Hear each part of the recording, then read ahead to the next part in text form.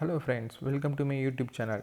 இன்றைக்கி நம்ம வீடியோவில் என்ன பார்க்க போகிறோன்னா, காலத்தோட ஸ்டிஃப்னஸை எப்படி செக் பண்ணுறதுன்னு பார்க்க போகிறோம். வாங்க வீடியோக்குள்ளே போகலாம். எப்பயுமே ஒரு பில்டிங் டிசைன் பண்ணுறதுக்கு ஒரு முக்கியமான கான்செப்ட் இருக்குங்க. அதுக்கு பேர் வந்து ஸ்ட்ராங் காலம் அண்ட் வீக் பீம் கான்செப்ட். உங்களுக்கு ஒரு டவுட் வரலாம், ஏன் வாய்ஸ் வெர்ஸாவாக இருக்கக்கூடாதான்னு. ஏன்னா ஸ்ட்ராங் காலம் அண்ட் வீக் பீம் கான்செப்ட் தான் உங்களுக்கு sufficient time before collapse of structure வந்து உங்களுக்கு கொடுக்கும். ஸோ எப்பயுமே ஒரு பில்டிங்கை டிசைன் பண்ணுறப்ப இந்த கான்செப்டை வந்து மறக்காமல் மனசில் ஞாபகம் வச்சுக்கோங்க. எக்காரணத்தை கொண்டும் மறந்துடாதீங்க. ஸ்ட்ராங் காலம் வீக் பீம் கான்செப்ட்டுக்கு பெஸ்ட் எக்ஸாம்பிள் பார்த்தீங்கன்னா நம்மளோட ஹியூமன் பாடிங்க. இங்கே வந்து காலத்தை வந்து லெக்ஸாகவும் பீமை வந்து ஆர்ம்ஸாகவும் ரெப்ரசென்ட் பண்ணியிருக்கோம். In our body leg collapses, whole body collapses and become unstable. அதே மாதிரி தாங்க ஸ்ட்ரக்சர்லேயும் இப்போ ஒரு காலம் வந்து ஃபெயில் ஆயிடுச்சுன்னா ஹோல் பில்டிங் வந்து கொலாப்ஸ் ஆகிடும். So leg should be stronger then arms.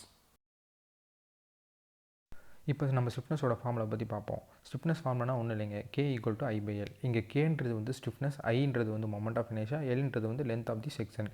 Moment of inertia for rectangular செக்ஷனோட ஃபார்முலா பார்த்தீங்கன்னா I=BD³/12. அதே ஃபார் சர்க்குலர் செக்ஷனுக்கு பார்த்தீங்கன்னா I=πD⁴/64.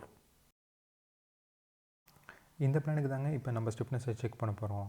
சரிங்க, இப்போ மட்டும் ஃபோனை கொஞ்சம் வந்து போர்ட்ரேட்டில் திருப்பிக்கோங்க. அப்போ தான் இந்த பிளான் வந்து நல்லா விசிபிளாக தெரியும்.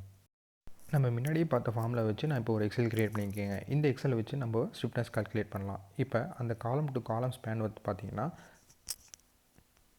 32 feet 6 inches. இப்போ அதோட காலத்தோட சைஸ் பார்த்தீங்கன்னா 300/600. ஐ வந்து கால்குலேட் ஆகிடும். எல்ன்றது வந்து ஃப்ளோர் டு ஃப்ளோர் ரேட்டுங்க. இங்கே வந்து நான் 11 feet வச்சுக்கிறேன். பீமுக்கு வந்து ஒரு தம் ரூல் இருக்குது. அதாவது 1 feetக்கு வந்து 1 inch வந்து டெப்த் இருக்கணும். அப்போ 32 feet 6 inchesனால் நம்ம ஒரு 750 mm டெப்த் வந்து அசியூம் பண்ணிக்கலாம். எல்ன்றது வந்து அதோட அந்த ஸ்பேனோட லென்த் வந்து நம்ம இங்கே என்ட்ரு பண்ணோம், 32 feet 6 inchesன்றது. அப்போ பார்த்தீங்கன்னா ஸ்ட்ராங் காலம் நமக்கு வந்துடுச்சு. சரி, வாங்க அடுத்தது 2ஆம் நம்பருக்கு போகலாம். இங்கேயும் பார்த்தீங்கன்னா காலம் டு காலம் ஸ்பேஸிங் பார்த்தீங்கன்னா 25 feet 9 inches. இங்கேயும் காலம்ஸோட சைஸ் பார்த்தீங்கன்னா நான் வந்து 300/600 தான் வச்சுருக்கேன். எல்ன்றது வந்து ஃப்ளோர் டு ஃப்ளோர் ரேட் இங்கேயும் சேம் தான், 11 feet. இப்போ இந்த ஸ்பேன் வந்து 25 feet 9 inches இருக்கனால நான் வந்து பிரெத் வந்து 300 டெப்த் வந்து 600 அசியூம் பண்ணிக்கிறேன். எல்ன்றது வந்து அந்த 25 feet 9 inches என்ட்ரு பண்ணோம்னா நமக்கு ஸ்ட்ராங் காலம்ன்றது வந்துருச்சு. அடுத்தது நம்பர் 3க்கு போகலாம். இங்கேயும் வந்து காலம் டு காலம் ஸ்பேன் பார்த்தீங்கன்னா வந்து நமக்கு 25 feet 9 inches. இங்கே வந்து காலத்தோட சைஸ் பார்த்தீங்கன்னா 300/450. ஐ கால்குலேட் ஆயிரும். எல்ன்றது வந்து 11 feet. இங்கே வந்து இது அவுட்ரு பீம்ன்றனால நான் வந்து பிரெத்தை வந்து 230 வச்சுக்கிட்டேன். டெப்த்து வந்து 25 feet 9 inchesக்கு நம்ம அந்த தம் ரூல் போட்டோம்னா நமக்கு வந்து ஒரு 600 வந்து நான் டெப்த்து வந்து அசியூம் பண்ணிக்கிறேன். அந்த 25 feet 9 inches என்டர் பண்ணிங்கன்னா நமக்கு வந்து ஸ்ட்ராங் காலம்ன்றது வந்துருச்சு. காலமோட சைஸும் பீமோட சைஸும் நம்ம டிசைன் பண்ணுறப்ப மாறலாங்க. அதனால் வந்து டிசைன் பண்ணுறப்பையும் நம்ம ஒரு டைம் வந்து ஸ்டிஃப்னஸை வந்து செக் பண்ணோம். இப்போ நம்ம நம்பர் 4க்கு போனோம்னா அங்கே வந்து காலமோட சைஸ் பார்த்திங்கன்னா 230/450ங்க. எல்ன்றது வந்து நம்ம ஃப்ளோர் டு ஃப்ளோர் ஹைட்டுங்க. இங்கே வந்து பிரெத்து வந்து பார்த்திங்கன்னா 230. ஸ்பேன் வந்து 20 feet 9 inches இருக்கனால நான் வந்து 530ன்ற டெப்த் வந்து நான் அசியூம் பண்ணிக்கிறேன். பார்த்தீங்கன்னா ஸ்ட்ராங் காலம்ன்றது வந்துடுச்சு. நம்பர் 5க்கு போகலாம். இங்கே காலம் டு காலம் ஸ்பேன் பார்த்திங்கன்னா 20 feet 8 inches. இங்கே காலத்தோட சைஸ் வந்து 230/450.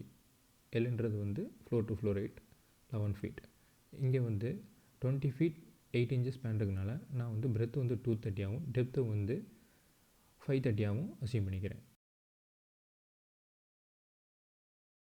இன்னொரு முக்கியமான கான்செப்ட் என்னென்னா, எந்த சைடு வந்து ஸ்பேன் அதிகமாக இருக்கோ அந்த சைடு தான் வந்து டெப்த் ஆஃப் காலம் வந்து ஃபேஸ் ஆகிருக்கணும். அதாவது depth of column should be parallel to the longer side of the span. இப்போ நம்ம காலம் ஓரியன்டேஷனை சேஞ்ச் பண்ணி இப்போ நம்ம ஸ்டிஃப்னஸ் செக் பண்ணி பார்க்கலாம்.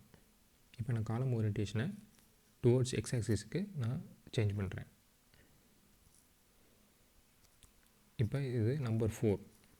இப்போ நம்பர் 4ல் எக்ஸலில் நம்ம மாற்றலாம். இப்போ பிரெத்து வந்து டோட்டலாக அப்படியே சேஞ்ச் ஆகிடுங்க. ஏன்னா லாங்கர் சைடு ஸ்பேனில் வந்து அந்த வந்து டெப்த் ஆஃப் காலம் வந்து கிடையாது. அதனால் வந்து இப்போ பிரெத்து வந்து 450 டெப்த்து வந்து 230 மாறிடுச்சு. இப்போ பார்த்தீங்கன்னா அந்த ஸ்பேனுக்கு பார்த்தீங்கன்னா வீக் காலம்ன்றது நமக்கு வந்து வந்துடுச்சு. இன்னொரு காலத்துக்கும் நம்ம வந்து ஸ்டிஃப்னஸ் வந்து செக் பண்ணிடலாங்க. அதாவது நம்பர் 3க்கு வந்து நம்ம இப்போ ஒன்று செக் பண்ணலாம். இப்போ நான் இந்த காலத்தை வந்து டுவோர்ட்ஸ் ஒய் ஆக்சிஸுக்கு ரொட்டேட் பண்ணுறேன். அப்போ நமக்கு பிரெத்து டெப்த்தும் வந்து சேஞ்ச் ஆகும். பீமோட சைஸும் காலமோட சைஸும் டிசைன் பண்ணுறப்ப வந்து வேரி ஆகலாம். அதனால் இன்னும் வந்து நம்ம வந்து இன்னொரு டைமு ஸ்டிஃப்னஸ் வந்து செக் பண்ணணும். இப்போ பார்த்தீங்கன்னா நம்ம பிரெத் அண்ட் டெப்த் சேஞ்ச் பண்ணி பார்க்கலாம். இப்போ பிரெத் வந்து 450, டெப்த் வந்து 300. பார்த்தீங்கன்னா வீக் காலம்ன்றது வந்துருச்சு.